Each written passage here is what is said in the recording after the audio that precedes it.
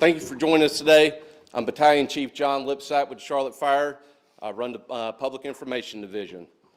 Charlotte has potential to experience a significant snowstorm and ice event, possibly one of the most impactful winter storms that this area has seen in several years. Because of that, it's critical that residents take steps now to prepare before conditions begin to deteriorate. Over the next several days, you will continue to hear a consistent message from city and county officials. Make sure you have working smoke alarms and carbon monoxide detectors in your home. And once winter weather begins, stay off the roads. Unfortunately, this message carries weight today. Early this morning, Charlotte Fire experienced a fatal fire in the south end of town, where no working smoke alarms were present. Situations like this underscore how important these simple safety measures are when it comes to this type of event. Today, we are joined by several community partners who will share important information on staying safe during this storm and how the City of Charlotte and Mecklenburg County is prepared. Joining us today are Division Chief White Graham, Charlotte Fire and Director of Charlotte-Mecklenburg Emergency Management, Karen Pelletier, Director of Community Support, Mecklenburg County, Stephen Bolt, Superintendent of Streets, Charlotte DOT. Chief Graham. Good afternoon, everybody. It's good to see all the media here. Clearly, you're here because this is a significant storm, or we think it's going to be a significant storm.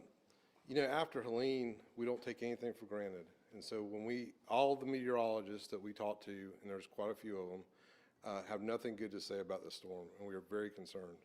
And so first and foremost, I just want to remind, I really need everybody to understand that starting tomorrow afternoon, we're going to see deteriorating conditions in the Charlotte region across the state of North Carolina, and we need people to stay off the roads. This is going to be a multi-day event. Monday, the roads we expect to be terrible, but Charlotte will be fine. We'll be fine. We just have to get through the next couple days. What we don't want to have is anybody get killed or seriously injured during the storm. And so that's why we're asking everybody to stay home. The other thing to remember, this is not a snowstorm. This is not a storm where you want to go out and play, have your kids outside. We need people to stay off the roads or anywhere near the roads because we have to have our firefighters, our police officers, our paramedics, our nurses, all the key staff that have to go to and from work, that they're able to travel. Also, for those of you that were here in 2002, that was, up until that time, the busiest day the Charlotte Fire Department has ever experienced. So with very serious winter conditions, we're going to see an increase in fires, we're going to see an increase in rescues, we're going to see an increase in emergency services vehicles, and CMPD is well represented here today. And for this storm, we will be working very closely with CMPD, medic, and everybody else, but we have to allow them to do their work. The Emergency Operations Center will activate tomorrow afternoon, Saturday afternoon, based on the current forecast. But to be honest, we've been very busy all week, and all the emergency management staff, along with all of our partners, have been doing just terrific work. A state of emergency has been signed by several of our chief elected officials, and the rest are working to get those signatures. A state of emergency will go into effect tomorrow at noon. And it will open up the emergency operations plan, which is our plan here in Charlotte-Mecklenburg County on how we bring all of government to bear on our most challenging issues. It will also prohibit price gouging, so I want to make sure that that's out there. Of course, I think the governor also does that. But price gouging is always an issue during storms, and we want to make sure that does not happen. And it will allow us to upstaff our public safety and essential employees. The Mecklenburg County Extreme Cold Weather Plan is also in effect, and warming shelters are open across the county to support residents. Karen Pelletier, our wonderful partner from the county, will be speaking about that next. Charlotte Fire is increasing staffing, as we've already indicated, and we are actively preparing. We are prepared to open shelters along with our partners across the county if needed. Supporting our residents in Mecklenburg County. What we need people to do is make a plan. I think I saw one of our meteorologists earlier talking about this is not a bread and milk type situation. This is actual preparation time. And so we need you to make sure you have everything you need and that you're checking with your family and your neighbors. And so this is always a good time to check with your neighbors. Prepare for icing below freezing temperatures for several days. And so what happens in Charlotte, and we've seen this before, we start having a lot of burst pipes across the city. 311 will be open over the weekend, and so we want to make sure that people have a place to call for non-emergency incidents that they may need assistance from the government with. Build a kit, make sure you have enough food and water, medications, and essentials for your family. Have emergency supplies in your home, including flashlights, batteries, battery-operated radios, medical supplies, non-perishable foods, and a fully charged cell phone. Gather supplies before the winter weather begins. Travel is going to be difficult. Stay tuned to your local news, and usually I tell people I have 2 or 3 ways of getting news.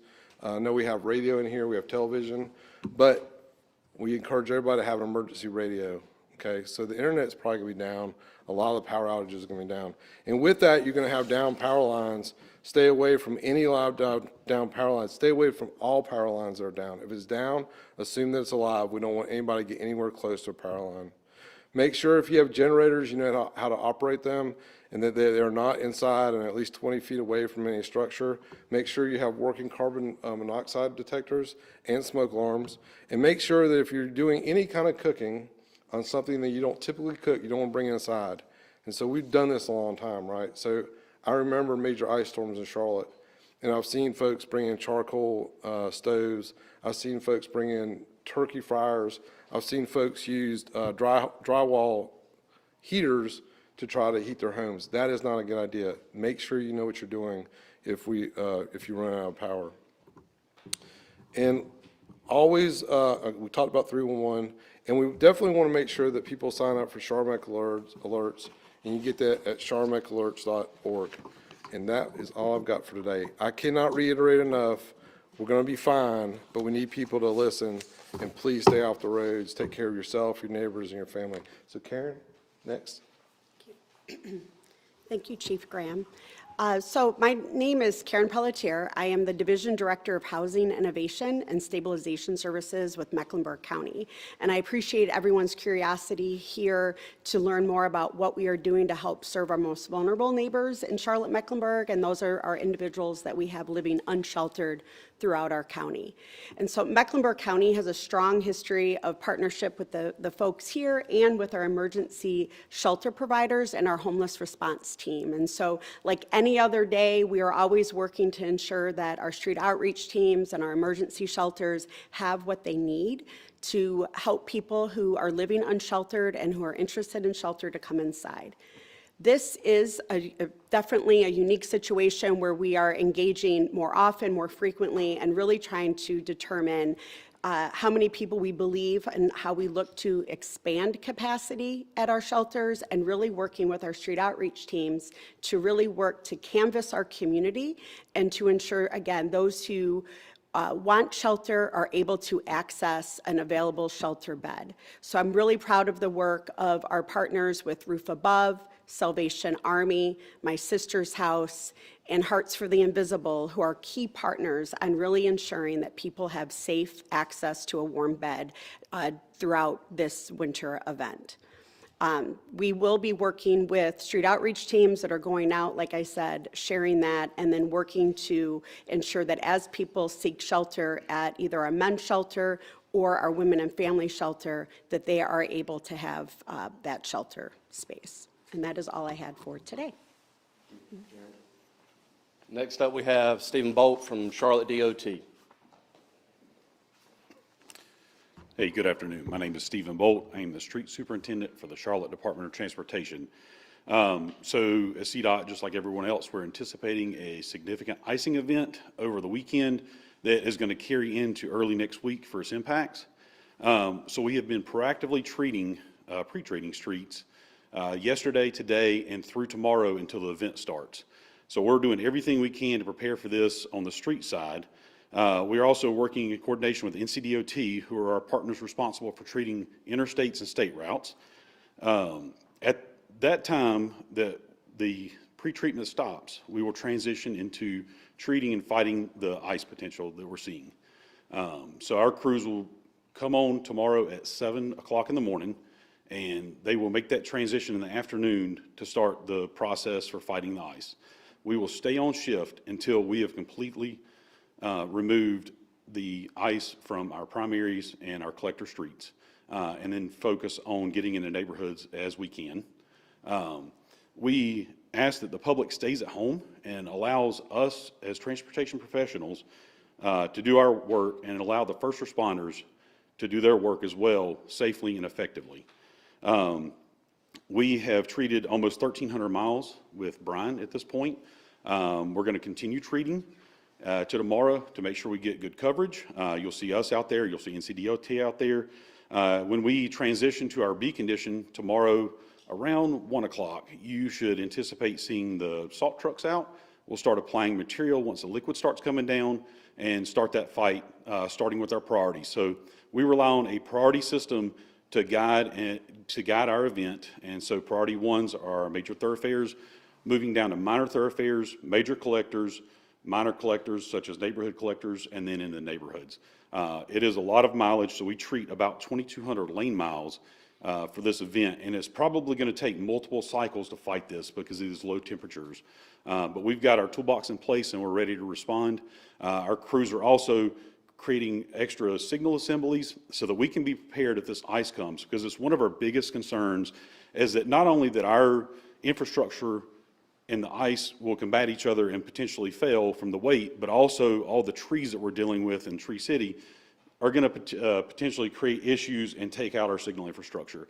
I can't stress enough, please stay home if you can. But if you have to go out, if you encounter a dark signal, understand that is a always stop condition. Please take your time, be safe. You also, please call 911 for any down lines. Don't try to cross them. Don't try to go under them. Don't approach them. You should anticipate that it is an extreme danger and stay back and call the proper authorities. They will respond.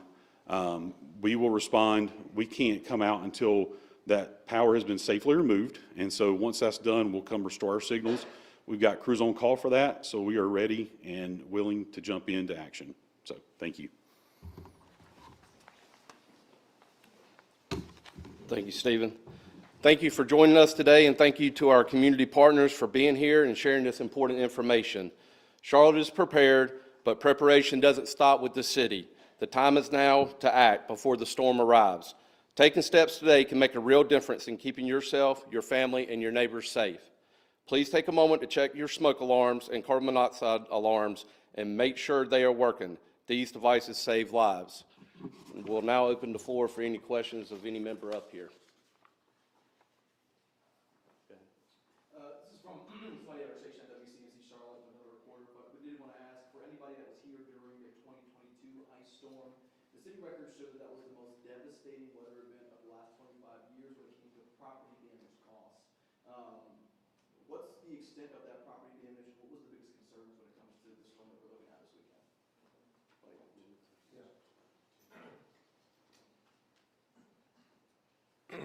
It was 2002. It's all right. It was like, No, you're good. Because my son was like an infant and I left my wife at home. She wasn't very happy at all at that time. And I came to work at like 2 in the morning and I was listening to John Hancock going down Providence Road. And he was there at the radio station. And at that time, we held an entire shift over. And it was so busy that we couldn't keep track of all the calls. And I remember walking on Fire Station 3 at, I don't know, 3 or 4 in the morning, and all the firefighters were laid out on the floor because they'd been up all night. So there's no one way to like figure out like how much damage. You know, that is a very, I'm always very leery when someone says, this is all the damage. Like, who counts that? I don't know. Where does that number come from? Well, we will say, and so for anybody, insurance is always your first line of defense. Okay, make sure you have insurance. But then we're worried right now about lives. And so we want to make sure that that no one loses their life in Mecklenburg County because of this storm. We want to make sure that parents know where their kids are. We want to make sure that people are selling the message, stay off the roads. Be prepared now and stay off the roads. I don't know if that answers your question, but it's kind of difficult. Brett's got a question, of course. That's what he does. I was just curious, in terms of like, what specifically will you guys be doing? What calls will the fire department be responsible for? All the calls that we normally are responsible for, so, right? So fire, rescue, we run EMS calls with medic, make sure we take care of anytime, you know, fire department never says no. We go on everything, but we're going to see those will be increased. So we expect on a normal day, we might run 200 to 400 calls. I would say during this storm, that would be magnified times 3 or 4. And so they're gonna be very busy, the firefighters are. What do you anticipate most of the calls being? Down power lines, power goes out. When it goes out, it's a problem because you have electrical issues. When it comes back on, you can also have electrical issues. People falling, people having accidents that didn't heed the warning to stay off the roads. Because there's nothing out there that fixes driving on ice, right? It's not a good idea. We've all been there. Man, I shouldn't have come out. We're driving on ice. There's nothing out there that will solve that problem for you. But we will be responding. So that's the other thing. Emergency services is going to come. We're going to do everything we can to get to everybody. But we're going to have our own challenges, right? So all of our police cars, our ambulances, our fire trucks, we are mission first. We're coming as soon as we can get there. We're not going to stop. We're going to go to that emergency call. Just keep that in mind. So, but we're also putting our own folks at risk. This is a risky job. If you work in emergency services, this is not a Walt Disney World. You didn't sign up for that. So, but yeah, we're coming. Taking it back to 2002, what lessons did you all learn from that event, and what improvements have been made since then? So, I don't want to. I was a rookie firefighter. You know, I was having a blast. We went to all kinds of stuff. But in all honesty, Charlotte-Mecklenburg County, we have a culture of preparedness here. We have a culture of emergency management. And when I say that, we had a call this morning with 90 people on there from the city, the county, the towns. All the city and town managers are tied in with emergency management. All the fire chiefs are tied together. All the police chiefs are tied together. The public works folks are tied together. Emergency management, our job is to connect all those resources. And so we're always working to make that better as we go forward. Are there challenges? Yes. And just to be clear, and I always tell everybody this, if you're in emergency management, you're probably always wrong. And what I mean by that is either the storm was way worse than we said it was going to be, or it wasn't bad enough. So the next time they'll say, oh, well, it's never as bad as they say. I'm past that. We prepare for the worst. And so our plan is always to be prepared for the extreme. This is a question for Karen. Do you anticipate needing to open up larger facility spaces for our unhoused neighbors? I know the clean time count is at the forefront of a lot of people's minds this week. Just, what is your plan to maybe open up that extra space, especially if it's going to be through a couple days? So I am really proud of the work that our homeless response system does to address the capacity and they are looking to add over 100 beds across our shelter system to help address more people that may be wanting and needing to come inside during this winter storm. So that'll be across Roof Above, Salvation Army, and my sister's house. We'll all be expanding their capacity. And how do you really get through to people who you encounter on the streets if this is a life or death storm? I know you mentioned some people might not want to seek housing, but this doesn't seem like an option maybe. I will say that we have a remarkable street outreach process. Hearts for the Invisible has been, we started informing people, letting people know through the point in time count even yesterday that a winter storm was coming, to be prepared, be on the lookout for more information about where to go and when it will start. And so we are working with our street outreach team that's out there right now, letting people know where to go. And we're starting to anticipate more people starting to come in tonight to be able to be safe when it starts getting really bad tomorrow afternoon. Karen, what exactly will the street outreach team be doing over the next 2 days? Great question. And so what they do is canvass from the north to the south to the east to the west of this county. And so they're out there letting people know where to go for shelter, letting them know which bus may be running to go, offering to help transport people to shelter as well. They do a great job in ensuring that. Or if people are feeling comfortable and wanting to stay for a whole variety of reasons in where they're maybe living unsheltered, ensuring that they have additional blankets and supplies. With the CMPD officer, I'm just curious, could you, sort of the same lines that I asked Deputy Chief Graham, can you just talk about what kind of calls you guys will be going to as opposed to, say, the fire department? Yeah, we respond to all calls. There's no change in what we respond to for emergencies like this, but as you heard, heed the warnings, right? You've heard the warnings over and over again. Don't become a victim yourself, and don't create a victim by having emergency response have to come to you because you made a choice to go do something that wasn't a necessity. So CMPD is fully operational. There's no change in procedures as of now, and we'll continue to, be out there. And we do ask you to call 311 or report a crime online for something that you wouldn't have to see an officer to reduce traffic on the road. But continue to heed the warning that you've heard from all the partners up here today. And please call 911 if you see a dangerous situation so that we can try to deter people from that and keep people safe. We know that the wrecks tend to be a lot more than things like this. Are you guys bringing on more staff to try and handle the volume of wrecks? Yeah, we've increased staffing through our communications and patrol, and then we're going to have partners in the emergency center here with the team all weekend. So that'll be a priority for us. And again, try to stay off the road. Try to pre-plan today, tomorrow, so that you don't have to get in your car or touch your car throughout the entire incident. Thank you.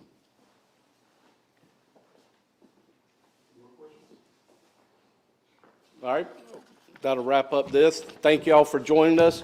Remember, smoke alarms, carbon monoxide alarms save lives. Stay off the roads, let these people work. Thank you.